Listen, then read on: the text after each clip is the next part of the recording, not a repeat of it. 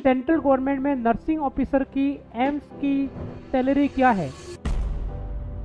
क्या सब जगह सैलरी सेम होती है क्या नर्सिंग ऑफिसर की?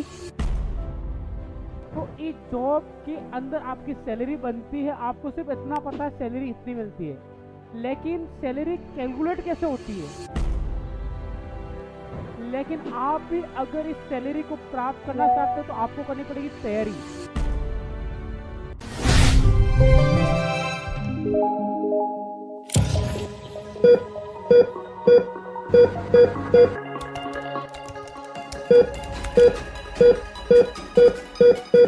Hello, mission high nursing classes के ऑनलाइन प्लेटफॉर्म पे एक बार फिर से आपका हार्दिक स्वागत है।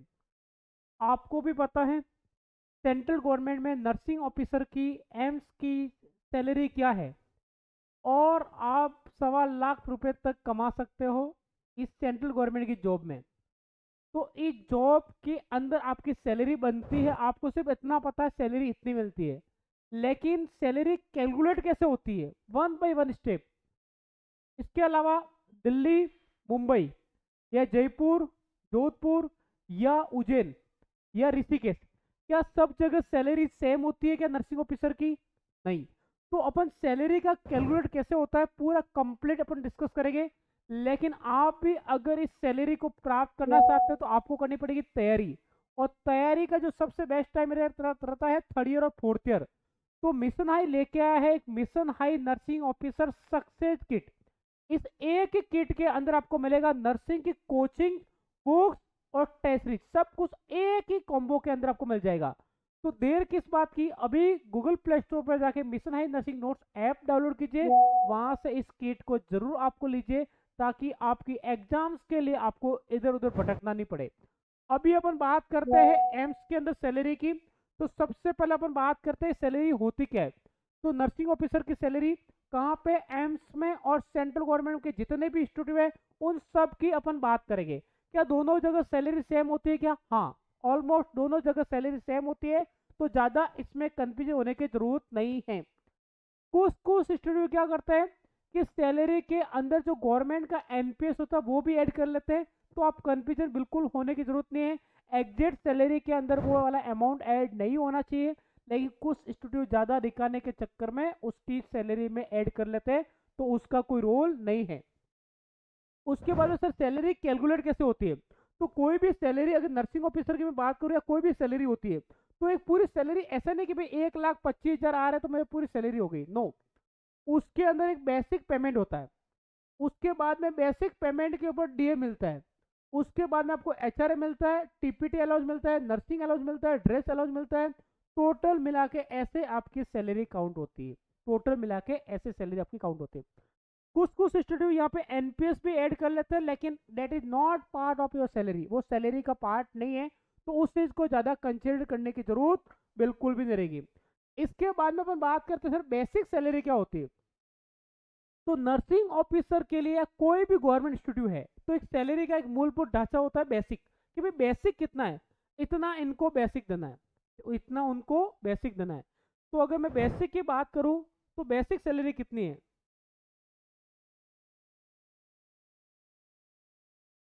एक मिनट, बेसिक की बात करते हैं। तो बेसिक सैलरी की मैं बात करता हूँ, तो नर्सिंग ऑफिसर की बेसिक सैलरी है 44,900 से लेकर 1,42,000 तक। मतलब इतनी आपकी बेसिक सैलरी हो सकती है, इतनी अपनी बेसिक सैलरी हो सकती है किसकी, जो भी पे लेवल 7 के अंदर आएगा उसकी बेसिक सैलरी ये रहेगी। इसलिए तो आपको पता है कि एक बंदा अगर रायपुर में काम कर रहा, दिल्ली में काम कर रहा, मुंबई में कर रहा, उनकी सैलरी अलग अलग होगी। दूसरे केस के अंदर अगर एक पे लेवल 7 का आदमी नर्सिंग ऑफिसर है, एक इनकम टैक्स ऑफिसर है, एक अदर ऑफिसर है, उनकी भी सैलरी में डिफरेंट आएगा टोटल ग्रॉस में। उसका भी रीजन यही है कि बेसिक तो सेम होता है, लेकिन अदर अलाउंसेस थोड़े ऊपर नीचे होते हैं। तो ये अपनी बेसिक सैलरी हो गई। तो इस बेसिक सैलरी के ऊपर ही अपना पे आगे के जो अलाउंसेस मिलते हैं, तो ये पे लेवल 7 के अंदर है। और ये बेसिक सैलरी कब है, 7 पे कमीशन के अंदर। जब 8 पे कमीशन लगेगा तब ये बेसिक सैलरी और बढ़ेगी, क्योंकि ये जो बेसिक सैलरी आज 44,900 है, ये 6 पे के अंदर 17,180 इतने रुपए थी। तो इतने इससे बढ़ के ये अमाउंट हुआ था। तो ये 44,900 मतलब कोई भी नर्सिंग ऑफिसर जब नया लगेगा उसकी जो सैलरी कैलकुलेट होगी तो 44,900 उसकी बेसिक हो गई। ठीक है, उसके बाद में अपन आगे की बात करते हैं। उसके बाद मिलता है डियरेंस अलाउंस। आज डियरेंस अलाउंस, तो जो बेसिक सैलरी होती है वो साल में एक बार चेंज होती है। बेसिक सैलरी कितनी बार चेंज होती है? साल में एक बार, जिसको बोलते हैं पे इंक्रीमेंट। क्या बोलते हैं? इंक्रीमेंट। इंक्रीमेंट के दो टाइम है, एक तो 1 जुलाई, एक है 1 जनवरी। एक तो है 1 जुलाई, दूसरा है 1 जनवरी। जिस बंदे की ज्वाइनिंग 2 जुलाई से लेकर 31 दिसंबर तक हो गई है, 2 जुलाई से लेकर 31 दिसंबर हो गई, मतलब कि जिसकी 1 जुलाई से 1 जनवरी के बीच में 6 मंथ का गैप नहीं हुआ तो उसका इंक्रीमेंट नहीं लगेगा। अगर सपोज कोई बंदा है, ठीक है, जिसकी ज्वाइनिंग अगर जून में हो गई है तो दिसंबर तक उसका 6 महीने हो जाएगा तो 1 जनवरी से उसका इंक्रीमेंट लग जाएगा। या कोई बंदा है जिसकी ज्वाइनिंग दिसंबर में हो गई है तो उसका 1 जुलाई तक 6 मंथ हो जाएगा, इंक्रीमेंट लग जाएगा। मतलब उसके इंक्रीमेंट के लिए मिनिमम 6 मंथ का टाइम होना चाहिए। अगर आपका 6 मंथ 1 जुलाई तक हो रहा है तो आपका ईयरली उसके बाद में आगे इंक्रीमेंट लगेगा 1 जुलाई से। अगर आपका 6 मंथ 1 जन तक हो रहा है तो आपका आगे का पे इंक्रीमेंट लगेगा 1 जन तक। आपने एक टेबल देखी होगी, जैसे 44,900, उसके बाद में 46,200, 43,700, ऐसे पे रहता है। मतलब पहले साल में जिसका बेसिक ये है, सेकेंड साल में 46,200 हो जाएगा, थर्ड साल में 47,600 रुपये हो जाएगा। पूरे अपन एक एक चीज को पूरा तोड़ मटोड़ के ऐसे एकदम पूरा क्रॉस करके डाट काट काट के पूरे पढ़ रहे हैं ताकि आपको हर चीज एकदम इजी में समझ में आ जाए। इसी बेसिक के ऊपर मिलता है डीए। डीए क्या होता है? तो जिस प्रकार आपका बेसिक साल में एक बार चेंज होता है तो डीए होता है साल में 2 बार। इसलिए लोग बोलते हैं गवर्नमेंट नर्सिंग ऑफिसर की सैलरी साल में 3 बार बढ़ती है। कितनी बार बढ़ती है? 3 बार बढ़ती है। अब जब डीए की मैं बात करता हूँ तो डीए हर 6 मंथ में जो ऑल इंडिया की जो कंज्यूमर प्राइस है, मतलब महंगाई कितनी बढ़ी है, महंगाई के कुछ पैरामीटर्स है, उन पैरामीटर को मेजर किया जाता है, उसके ब्याज पे निकाला जाता है कि कितनी बढ़ रही है। तो जितनी अपने बढ़ती है उसके ब्याज पे डीए लगता है। तो जो 31 दिसंबर 2025 तक अपना डीए है 58%। 58% किसका? बेसिक का। अगर आपके बेसिक 44,900 हो और तो आपका उसका 58% मिलेगा। अगर आपके बेसिक 70,000 है तो उसका आपको डीए 58% मिलेगा। इसलिए सैलरी में गैप आता है। आप बोलते हैं कि मैं भी नर्सिंग ऑफिसर, एक दूसरा नर्सिंग ऑफिसर, मेरी एक फ्रेशर लगा है, दूसरे की 8 साल हो गए जॉब लग के, तो यहाँ पे डिफरेंट आपको देखने को मिलेगा। क्यों क्यों देखने को मिलेगा? भाई उसकी बेसिक चेंज हो गई, बेसिक के बाद में उसका डीए भी चेंज हो गया, तो इस बात को जरा ध्यान रखना। उसके बाद में आगे अपन और बात करते हैं हाउस रेंट अलाउंस। मैं बार बार एक क्वेश्चन आपको कर रहा हूँ कि एक बंदा मुंबई में काम कर रहा है, दूसरा बंदा दिल्ली में, तीसरा रायपुर में, चौथा ऋषिकेश में, पांचवा उज्जैन में, या कहीं पर भी हो, तो वहां पे उनकी सैलरी में डिफरेंट आएगा। क्योंकि 3 प्रकार सिटी है देश की। 10 से 12 सिटी ऐसी है जो एक्स कैटेगरी में है, बाकी 16 सिटी अराउंड अप्रोक्सीमेटली वाई सिटी में है, बाकी है जेड सिटी में। तो जो एक्स सिटी है जिसमें आपको डीएम एचआरए मिलता है 30%, जो वाई में है तो 20%, और जेड में है तो 10%। किसका? बेसिक का। घुमा फिरा के बात कहाँ पे जाएगी? बेसिक के ऊपर। घुमा फिरा के बात कहाँ पे जाएगी? बेसिक के ऊपर। इस बात को जरा ध्यान रखना। घुमा फिरा के बात कहाँ जाएगी? आपके बेसिक के ऊपर। कहाँ जाएगी बात? बेसिक के ऊपर। इस बात को जरा थोड़ा ध्यान रखना। अब देखना, ये आपके बेसिक का हो गया। अब जिसका जितना बेसिक उतना ही उसकी सैलरी ज़्यादा हो जाएगी। अब एक बात और है कि सर इसमें बड़ी बड़ी सिटी कौन सी है? तो दिल्ली, मुंबई, पूना, अहमदाबाद, जयपुर नहीं है, दिल्ली, मुंबई, अहमदाबाद, पूना, चेन्नई, बेंगलोर, कोलकाता, ये जो मेजर सिटी है ये सब किस में है? एक्स सिटी में। तो इसके ब्याज पे आपको मिलेगा। तो जस्ट मैं अगर बात करूँ तो कितना किसका होगा? 44,900 का 30% या 20% या 10%। इसलिए अलग अलग एम्स के अंदर सैलरी अलग होती है, बट ऑलमोस्ट सैलरी सिमिलर होती है। लेकिन जितनी बड़ी सिटी खर्चे उतने ज़्यादा, उतने ही महंगे ज़्यादा, इसलिए ये अलग अलग दिए जाते हैं। उसके बाद में आगे अपन बात करते हैं, अपनी सैलरी का एक पार्ट है नर्सिंग अलाउंस। उसके बाद में क्या है? Nursing allowance. तो नर्सिंग अलाउंस क्या है? देखो अपने ये अलाउंस है, जब मैं आपको बात की थी कि भाई नर्सिंग ऑफिसर और पे लेवल पे एक अदर ऑफिसर है, दोनों की सैलरी में डिफरेंट क्यों है? क्योंकि उनको ये अलाउंसेज नहीं मिलते, उनको ये अलाउंसेज नहीं मिलते, इसलिए अलग है। तो अभी की मैं बात करूँ तो अभी अपना नर्सिंग अलाउंस कितना है, 7,200 था, और अब बढ़ के कितना हो गया, 9,000 हो गया। कितना हो गया, 9,000। जब अपना डीए 50% से ज़्यादा गया तो ये भी 25% और बढ़ के कितना हो गया, 9,000। तो अभी नर्सिंग अलाउंस कितना है, 9,000। उसके बाद में आगे अपन और बात करते हैं ट्रांसपोर्ट अलाउंस। जब आप जाओगे तब आपको ट्रांसपोर्ट की भी जरूरत रहेगी। तो एक तो मिलता है बेटा, ध्यान रखना यहाँ पर भी दो चीजें, एक तो मिलता है टीए। क्या मिलता है, टीए। तो टीए तो बड़ी सिटी में 3700 और उसकी छोटी सिटी में 1800, दो प्रकार की सिटी है। ऐसा बोल सकते हैं कि ऑलमोस्ट एक्स एंड वाई जो कैटेगरी की सिटी है वहाँ पे 3700 मिलेगा, और जो जेड कैटेगरी है वहाँ पे आपको 1800 मिलेगा। एक टीए के ऊपर भी डीए मिलता है, टीए ऑन डीए, मतलब DA on TA, DA on TA, मतलब जो ये टीए होगा इसके ऊपर भी डीए मिलेगा। तो एक तो डीए बेसिक के ऊपर हो गया, दूसरा किसके ऊपर हो गया, दूसरा हो गया आपके टीए के ऊपर। ये आपकी सैलरी ऐसे बढ़ती है। उसके बाद में अपन और आगे बात करते हैं, लास्ट में मैं आपको पूरा बताऊंगा बेटा, आराम से आपकी सैलरी की पूरी स्ट्रक्चर बताऊंगा। तीनों कैटेगरी, ड्रेस अलाउंस। तो नर्सिंग ऑफिसर को पहले ड्रेस अलाउंस कितना मिलता था, 1800 रुपये मिलते थे।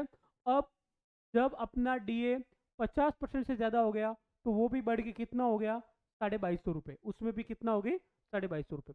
उसके बाद में ये सब जितने पैरामीटर्स बताए, ये पैरामीटर जुड़ के आपकी बनती है ग्रोथ सैलरी। इसको क्या बोलते हैं बेटा, ग्रोथ सैलरी। इसके बाद में इस ग्रोथ सैलरी से आपके जो अदर डिडक्शन, आपका प्रोफेशनल टैक्स जाता है, आपका इनकम टैक्स जाता है, आपका एनपीएस जाता है, ये और आपका कुछ जो आपका बेसिक जो हेल्थ की फैसिलिटी सीजीएस, ईएसआईसी या ईसीएस, जो भी इसमें से करता है। अब अपन बात करते हैं इसकी सबसे इंपॉर्टेंट टेबल, और देखते हुए आपको भी खुशी होगी, देखते हुए आपको भी खुशी होगी।